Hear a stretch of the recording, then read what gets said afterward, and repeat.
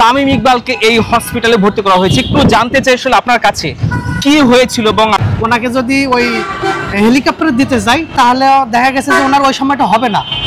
ঠিক এই মুহূর্তে আমি আছি সাভারের কেপিজি হসপিটাল এবং আমার সঙ্গে যিনি রয়েছেন ইনি হচ্ছেন অ্যাম্বুলেন্সের ড্রাইভার, যার অ্যাম্বুলেন্সে করেই তামিম ইকবালকে এই হসপিটালে ভর্তি করা হয়েছে। একটু জানতে চাই আসলে আপনার কাছে কি হয়েছিল এবং আপনার অ্যাম্বুলেন্সে করেই তো তামিম ইকবালকে আনা হয়েছে, একটু শুনতে চাই আপনার কাছে।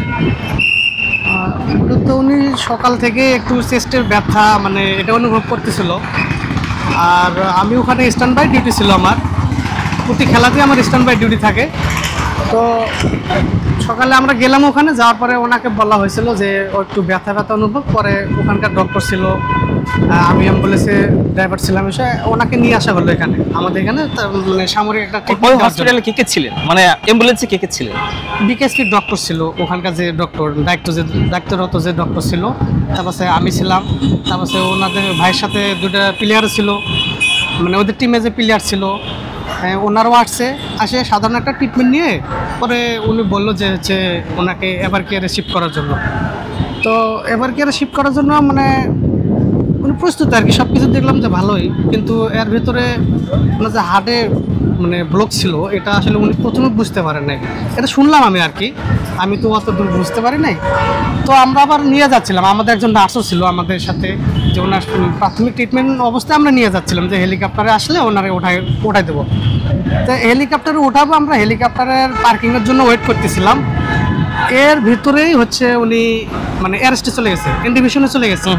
তখন হচ্ছে আমার ওই নার্স আর হচ্ছে আমি বুঝতে পারলাম যে না, উনি অ্যারেস্টে চলে গেছে। এখন আমি ওনাকে যদি ওই হেলিকপ্টারে দিতে যাই তাহলে দেখা গেছে যে ওনার ওই সময়টা হবে না, ওনারে আমরা মানে খারাপ একটা ইয়াতে চলে যাবে।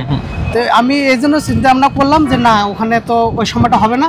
পরে আমি আবার অক্সিজেন সব কিছু দিয়ে সিপিআর দিতে পরে আমি ওদেরকে বললাম যে ভাই আপনারা সিপিআর দিতে থাকেন, আমাকে জাস্ট 2 মিনিট সময় দেন, আমি হসপিটাল নিয়ে যাচ্ছি, এতদূর পর্যন্ত সময় হবে না।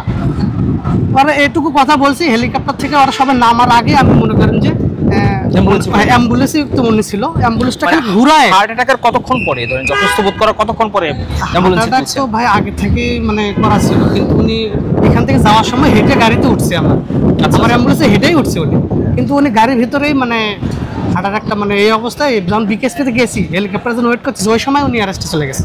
আচ্ছা আচ্ছা আচ্ছা, দর্শক শুনছিলেন, এতক্ষণ কথা বলছিলেন তামিম ইকবালকে অ্যাম্বুলেন্সে করে যে ড্রাইভার এই হসপিটালে নিয়ে আসছিলেন, তিনি আসলে বলছিলেন যে কি হয়েছিল ওই সময়টায়। এবং আমার যে পেছনে দেখুন এই যে উৎসুক দর্শকদের, কিন্তু উৎসুক অনেক ভক্ত দর্শক শুভাকাঙ্ক্ষী যারা রয়েছে তামিম ইকবালের, তারা কিন্তু এখানে এসেছে এবং সবারই কিন্তু প্রত্যাশা যে তামিম ইকবাল দ্রুত সুস্থ হয়ে উঠবেন।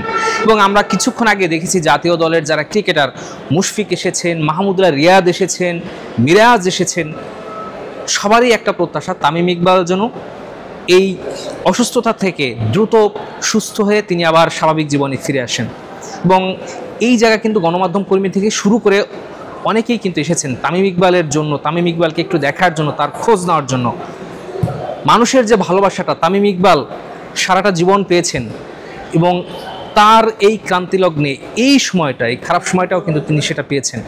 ড্রাইভার যেভাবে বলছেন তামিম ইকবাল কিন্তু অবস্থা প্রচণ্ড রকমের খারাপ ছিল, তবে রিং পরানোর পর কিন্তু তার অবস্থা আগের তুলনায় ভালো হয়েছে এবং তিনি দ্রুত সুস্থ হবেন, এটা কিন্তু আমাদের প্রত্যাশা।